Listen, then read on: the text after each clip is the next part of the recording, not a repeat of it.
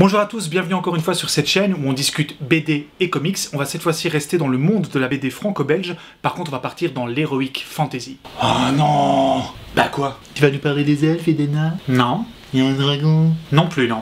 Ils doivent aller chercher un anneau? Non, par contre, la mort n'existe plus. Ah!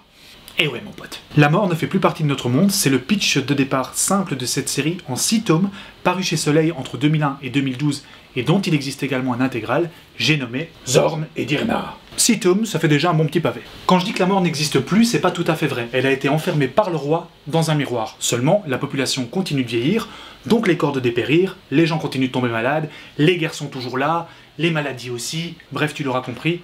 C'est pas vraiment l'idéal de plus avoir de morts non plus. Au niveau du contrôle de la population, ça implique que plus personne ne meurt, donc il faut quand même contrôler les flux de population, et le seul moyen de tuer quelqu'un, c'est de lui couper la tête. Seulement même comme ça, vous ne mourrez pas vraiment. Si on vous coupe la tête, votre esprit va dans le corps de la personne qui vous a coupé la tête. Et bonjour, la schizophrénie. On peut même aller plus loin que ça, parce que étant donné que plus personne ne meurt, ça veut dire que si maintenant vous êtes tranché de part en part, mais qu'on ne vous a pas coupé la tête, on peut toujours recoller vos morceaux ensemble, vous allez devenir une sorte de zombie bien dégueulasse, sauf que vous aurez toujours pleine conscience de qui vous êtes, etc. On passe pas dans le côté complètement aliéné du zombie, on a juste un corps infâme. Mais tout ça change le jour où deux enfants, lorsqu'ils touchent une personne et pensent à la mort simultanément, peuvent vraiment tuer quelqu'un. D'une vraie mort bien classique. Alors inutile de dire que les deux sœurs en question, c'est Zorn, le frère, et Dirna, la sœur, et on suit donc en fait leur périple pour rejoindre le roi qui a enfermé la mort dans le miroir.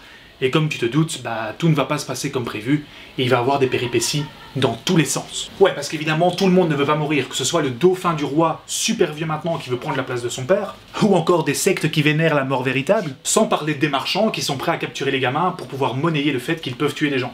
Et rassure-toi, je ne spoile pas, c'est une toute petite partie des événements qui se déroulent dans la bande dessinée. Pour ce qui est des auteurs, ils sont au nombre de 3, un au scénario, un au dessin et un autre aux couleurs. Je me permettrai simplement de citer le scénariste Jean-Baptiste Morvan, qui est déjà à l'origine de la série franco-belge très connue du nom de Sillage, et qui a aussi bossé sur différents Spirou. Ce qui fait l'originalité de la série pour moi, c'est le parti pris du dessinateur de faire des dessins très enfantins pour finalement interpréter une histoire qui est super gore. En effet, tu constateras très rapidement que la série est assez dure. On voit des personnes se faire torturer, d'autres violenter, des personnes coupées en deux.